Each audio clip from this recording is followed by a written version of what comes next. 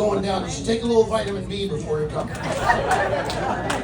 Fucking now I have to tell the audience what to take before they come to the show. 67 goddamn years old and I'm telling you to wake up. How long is this gonna go on? Not that much longer, I'm afraid. Oh, that's funny. I like it down here. It's just like up there, only down here. Like it's 5 hours south, well, 36 miles south of up there. Yeah. Right? You grow a lot of, probably, New York there's probably growing a lot of bad wine. Have you noticed that we have a lot of wine in Canada too, which is, remarkably good for growing wine? A lot of light. And they win awards. Have you ever noticed that every winery has won an award? Does anyone know a winery that has never won an award? They all win awards, don't they? They've all the fucking best winery ever. The best wine in Texas. Texas wins awards. You dry, freaking standing hot. Texas wine, you drink it, you're thirstier after you drink it. And it's the award. And that Canadian wine tastes like seal.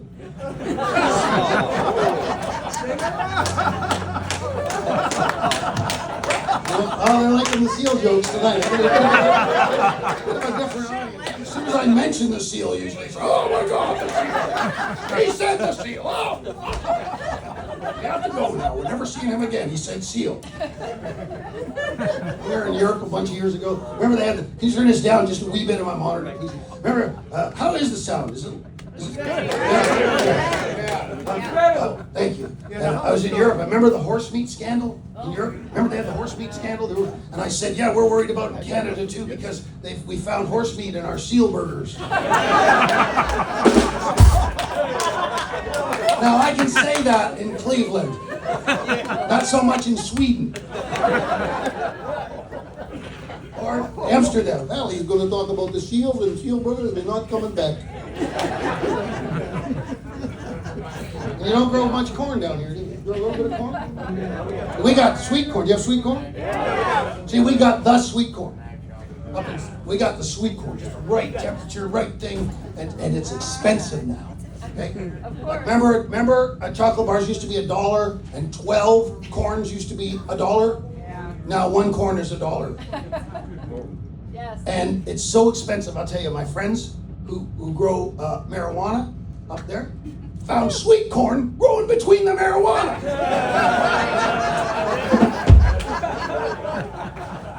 That was the peak.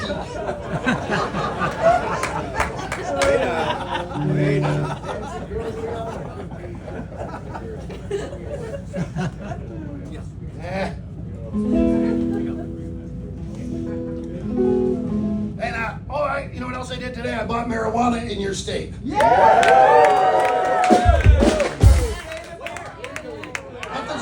At the Bloom dispensary, $40 for this much frickin' marijuana that I'm not even sure is marijuana. It looks like 10W40.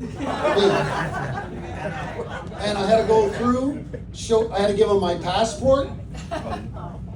I think I can buy a gun here without a passport. Okay? I can pump gas without a passport. Still a little loud in the monitor, please. And anyway, I had to get a passport. They took all the information from the passport. Then you go in the next room where you take your pants off.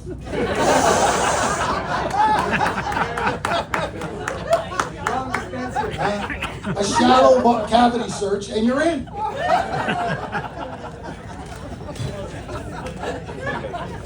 There's a guy up in Canada who we have legal weed. Like you can just smoke it right with the cop. Hey, buddy. In Canada, that's how legal it is.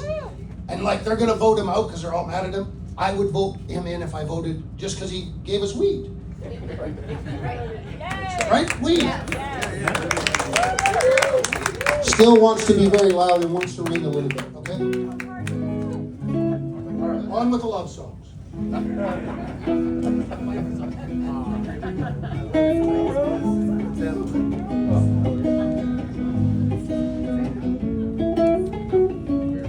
Well, when I was a boy growing up in Southern Ontario, I had 8 brothers and sisters. We lived in a big old farmhouse on a concession road. And on Saturday morning, My daddy loaded us in his station wagon. Take us down to another concession road. There was a general store there, and a feed mill, and a White Rose filling station. We stopped by that feed mill. Did I mix this story up again? Okay. What? Love it. All right. Love it. A lot of marijuana. It was particularly good, I've got to say. Anyway, he drove us down to another concession road, and there was a general store there, and a feed mill, and a White Rose filling station. We stop by that feed mill and we get us a couple bags of chicken feed, because you're always out of chicken feed, right? It's like religion in here now. Then we go over to that general store and get us some groceries, and then we make our way over to that White Rose and we get that station wagon filled up so we go to church on Sunday. There was a dime Coca-Cola water cooler there, and a salted peanut stand. My daddy buys all the Coca-Cola and a bag of salted peanuts, and we'd stick those peanuts in that Coca-Cola just for a little extra fizz. We called that going to town when I was a kid. It was all we knew. And it was all we had. And it was all we wanted. And it was good enough. And then a big old company came and thought they'd buy out that White Rose chain. Oh, they changed the pumps. They paved the parking lot. And they made everything nice and shiny. And they raised the prices just a little. About a year later, they decided the overhead was too high, and they closed that White Rose. And then the general store closed. And the feed mill moved to another town. On Saturday morning.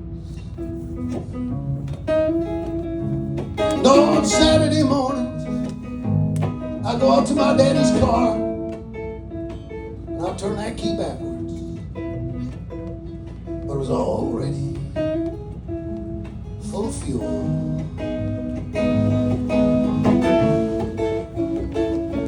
Well, the whole town came out to watch the day they paved the parking lot. Somebody hung a ribbon up, and then they cut it down. And that big White Rose up on that side was the innocence in all our lives. You could see its neon lights from half a mile out.